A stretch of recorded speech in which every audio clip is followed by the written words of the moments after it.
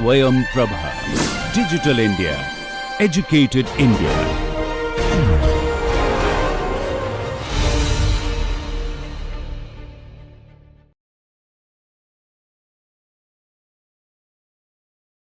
So welcome to lecture number 18. So in this particular lecture, we are going to start with the uncertainty principle.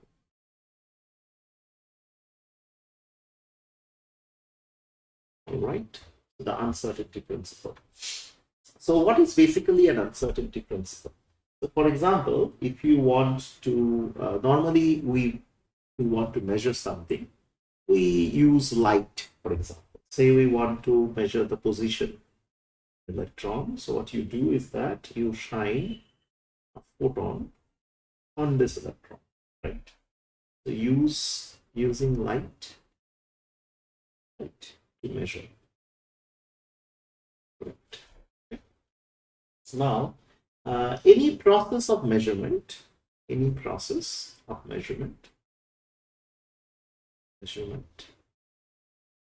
okay, leads to an inherent,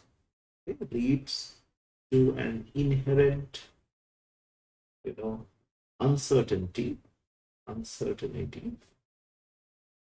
in position of electron. Got it. So if you look at now the expression that P is equal to h by lambda, P being the momentum. So if you make lambda smaller,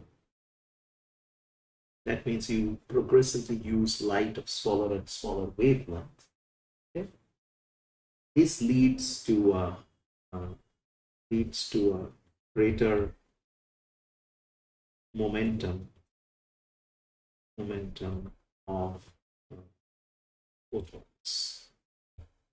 Okay, so if you make lambda smaller and smaller, say you are making it smaller and smaller, lambda being smaller and smaller, greater is the momentum of the photons, and this means that this will cause the electron to displace even further. So you understand the dichotomy here. You are using light to measure, say, the position of the electron. So what you want to do, you want to make the light smaller and smaller and smaller so that you can measure the position of the electron more precisely. Right? So the wavelength of the light is being made smaller and smaller. So you want to go like this, right? And then you want to decrease the wavelength even further, right? So, but any process, what will happen is that the photon is getting bombarded on the electron. So the electron's position is going to be moved because of the impingement by the photons, correct? So you want to avoid that. So what you want to do is that basically you want precision, which means you have to make lambda smaller. But the moment you make lambda smaller, the momentum of the photon increases. And so that means it is hitting the electron. If the electron is here, the photon is hitting the electron with a higher momentum.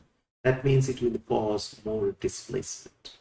As a result of that, just by making the photon wavelength smaller and smaller is not going to serve the purpose in this particular case. All right, so this sets the stage for Heisenberg's uncertainty principle. So next page, Heisenberg's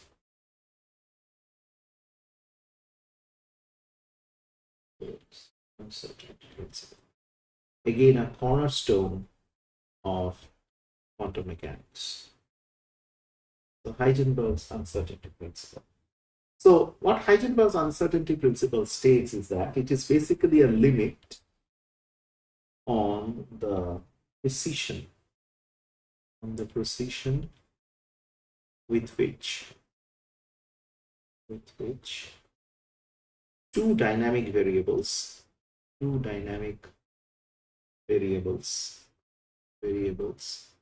can be measured can be measured.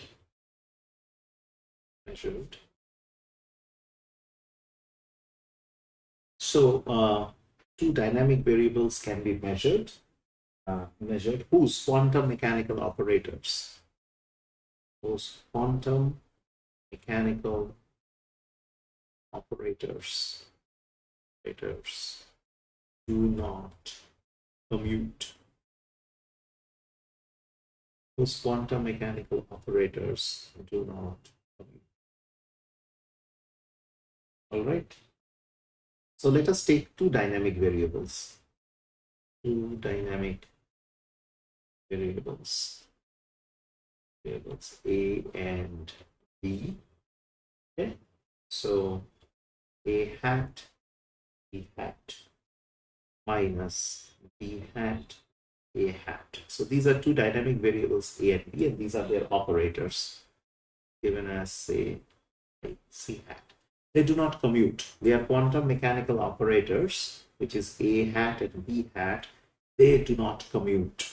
So there is a limit on the precision with which two dynamic variables can be measured where the quantum mechanical operators do not commute. Okay? So the two dynamic variables are A and B. A hat, B hat are their corresponding quantum mechanical operators. So if they do not commute, this is what we can write. Now, delta A equal to, okay,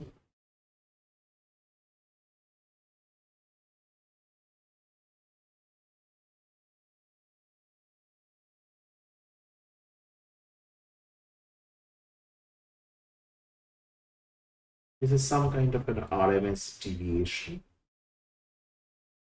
So you saw what this is. This is the dynamic variable minus the average of that particular dynamic variable, square of that, and then you take the average, and then you take the square root of that. This is RMS deviation. So therefore, now delta A into delta B, delta A into delta B is basically the deviations, the RMS deviations of those two quantities that you are trying to measure. So maybe we should go to the next page because it's a longish expression. Delta A into delta B is equal to star A hat R square star.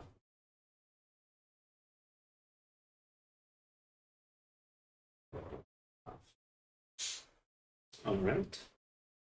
That is what it is, because it is acting.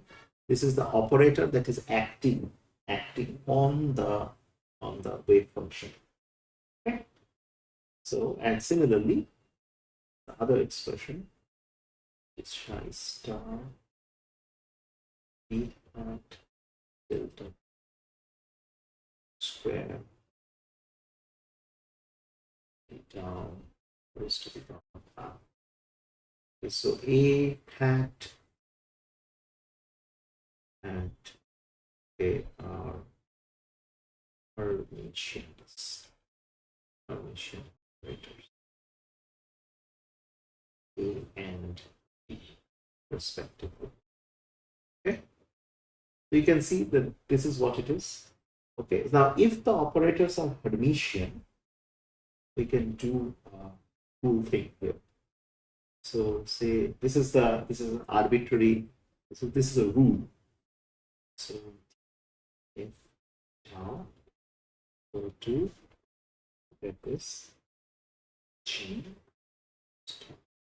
if tau.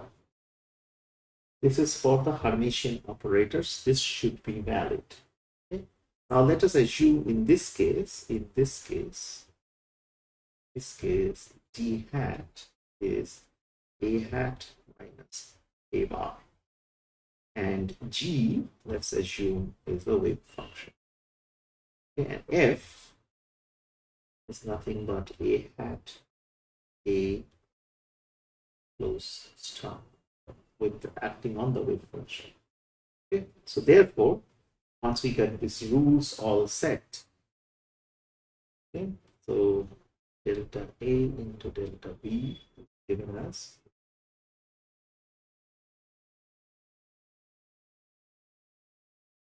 A and A.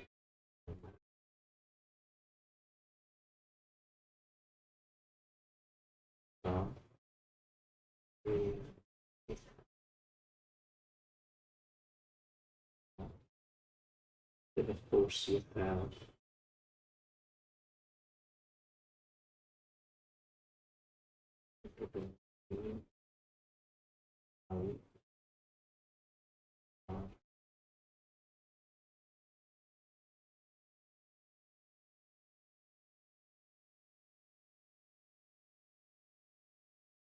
raised to the power. That thing is raised to the power. Okay, so you got this expression. This comes by applying the Hermitian operator rule, right? So we have just used this rule to go from here to here. Okay, so that's really nice. Now, scores.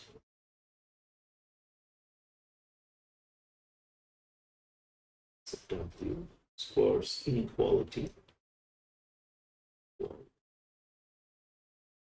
states for any two well-behaved functions,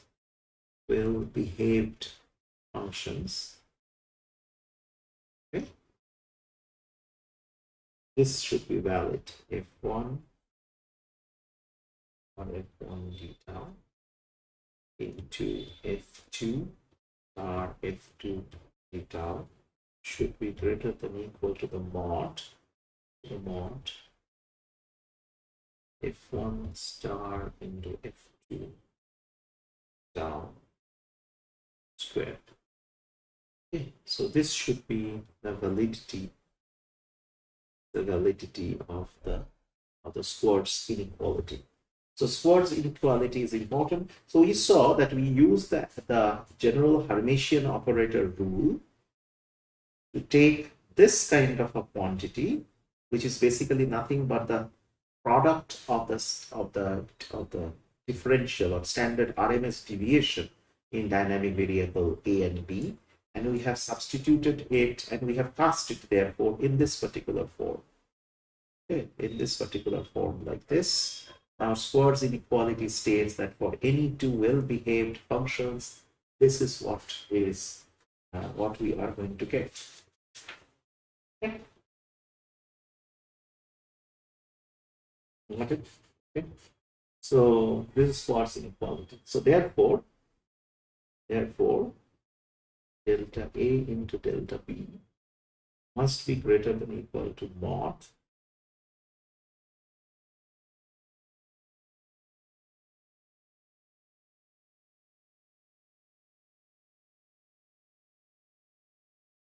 so this is as a bracket, then this becomes star, okay, into B hat.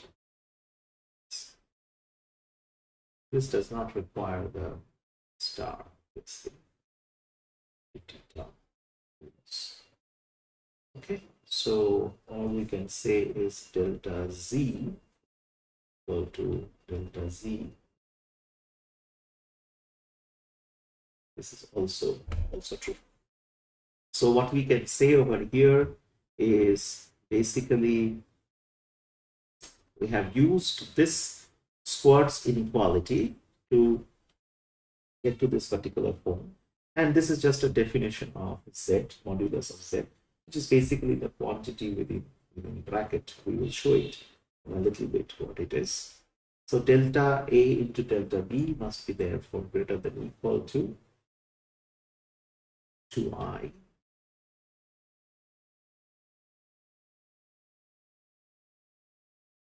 put a bracket here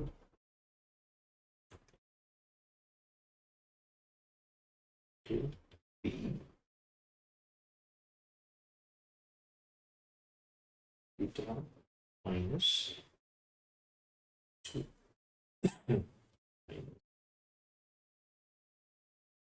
over 2i integral B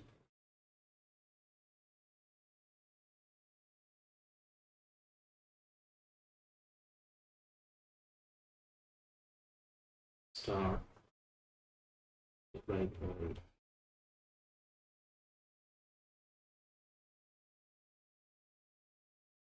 and then put a modulus here. Okay. So now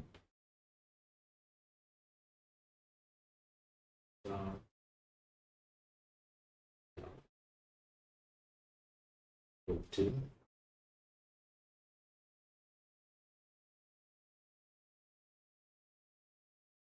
this is what has been planned here. There. Okay. Now, so if we move it further now, therefore, delta A into delta B must be greater than equal to 1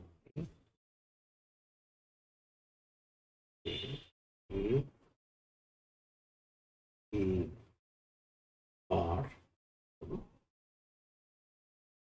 into B minus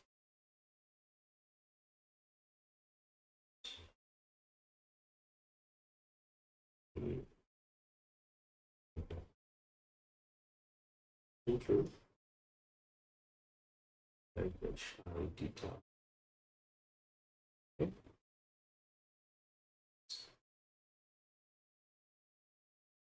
Now, further, delta A into delta B, therefore,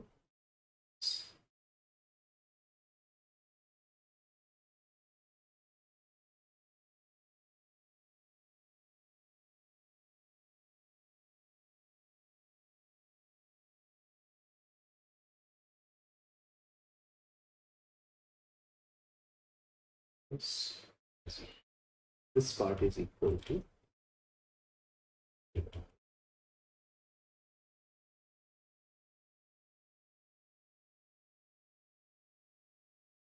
Okay. Therefore, delta A to delta B is greater than equal to. So it is greater than equal to C bar by 2. That is what you get. So that is what the inequality between two dynamic variables whose quantum mechanical operators do not commute. It is. Now let's take the example. Let's take an example where delta A is basically delta X, delta PX is delta B. So therefore, this is the momentum, and this is the position. The error in position, the uncertainty in position, and the uncertainty in this is given in this particular fashion. Okay. So now, in this particular case, and this is left as an exercise, one can show that delta X into delta PX is greater than equal to H bar by 2, which is given, this is the Planck's constant. So that means if you want to reduce the error in, say, delta X, if you want to measure the position more accurately, that means this becomes smaller. Okay, then this has to become larger for this to be valid. It has to be greater than the Planck's constant. So, but this is left as an exercise. You should find out what are the operators. Basically, you have to find out X hat and Px hat operators. And we already know what those operators are, can be those operators. Using these operators, you're supposed to find out that what will happen to delta X to delta Px. But the overall answer that is given is delta H by 2. Delta H by 2 is the answer. Okay. So what we have seen over here in this particular exercise is that we have used non-commutative quantum mechanical operators, and we have shown that this is the most generalized expression between two quantities, dynamic variables, and these are basically the RMS deviations of those quantities, they must be greater than equal to some value. So this is not zero, this is some value. Similarly, like this is not zero, this is some value. Okay, so you cannot measure something with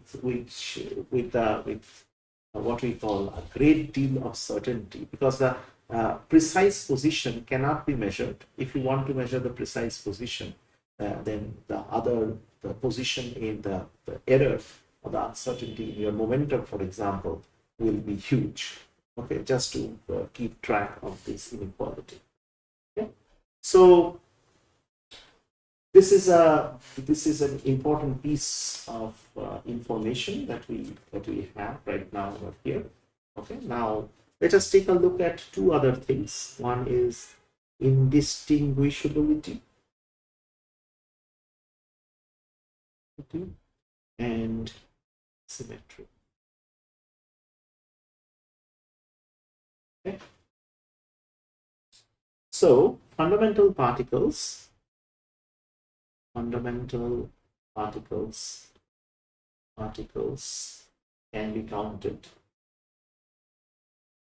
can be counted, but they are inherently indistinguishable. Okay. So for example, psi equal to psi R1, which are independent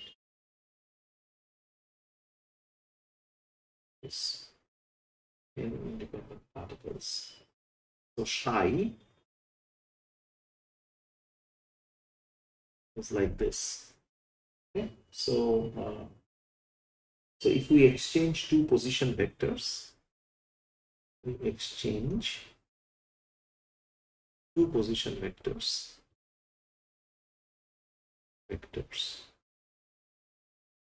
so that means you interchange. So psi becomes equal to R2, R1, up to Rn. Okay. Physical observations remains unchanged. Okay.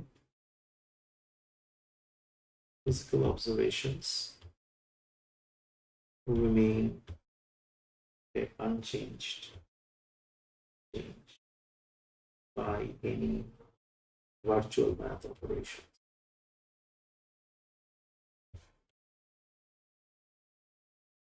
Okay.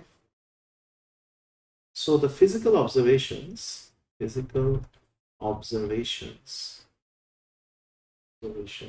are dependent on star time and cannot be affected by particle combinations. If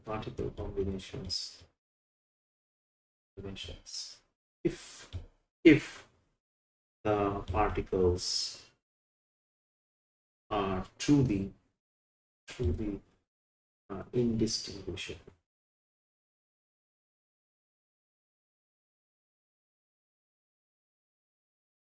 The particles are truly indistinguishable. Okay, this can be guaranteed. We understand this. So the particles, as we say, that even if we exchange their positions, okay, because they are indistinguishable, so there is no change in physical observations and nothing changes. So everything remains the same.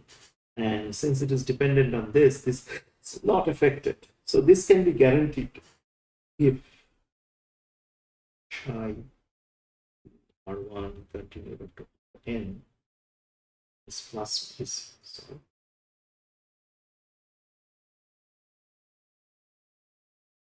It's equal to plus minus psi R1.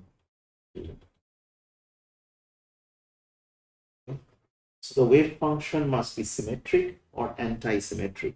So the wave function must be symmetric or anti-symmetric with respect to exchange of two particles. Okay. So for n-particle system, there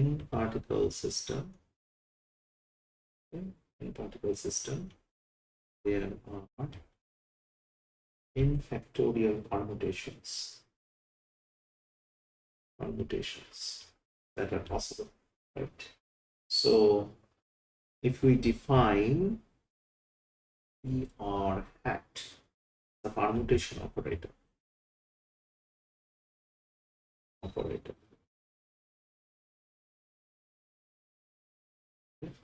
Permuting one order of position vectors. So permuting one order of the position vectors.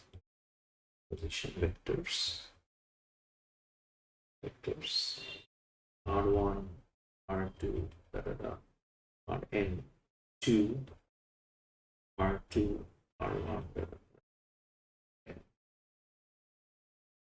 okay.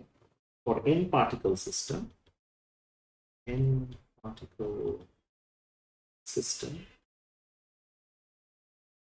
number of such operators n factorial, number of such operators n factorial. So delta PR, the number of two particle exchanges required to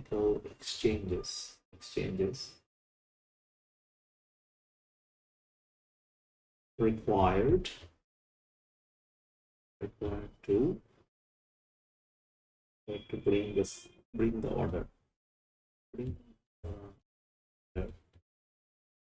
okay, specified by PR hat. Specified by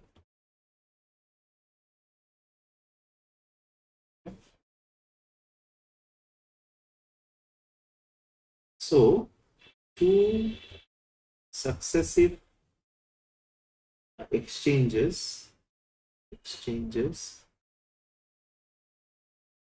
of two particles having anti-symmetric wave function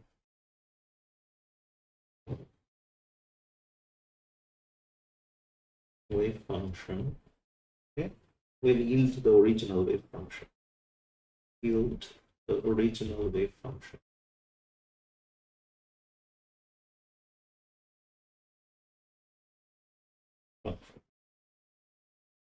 So say P1, it's like say any combination 1, 2, 3. Okay, P2 is 2, 1, 3. Okay. Then of course there is P3, which is 3, 1, 2. And P4 is 1, 3, 2. P5 is 2, 3, 1. I'm just giving an example, a random example over here. P6 is 3, 2, 1. Okay. So delta P1 is obviously equal to 0. Delta P2 is equal to delta P4. Delta P6. These are all equal to 1. And P3 is equal to P5 is equal to 2.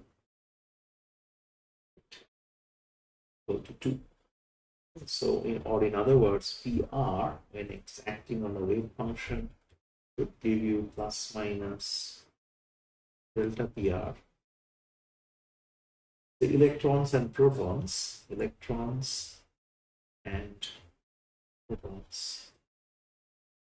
have anti-symmetric wave function.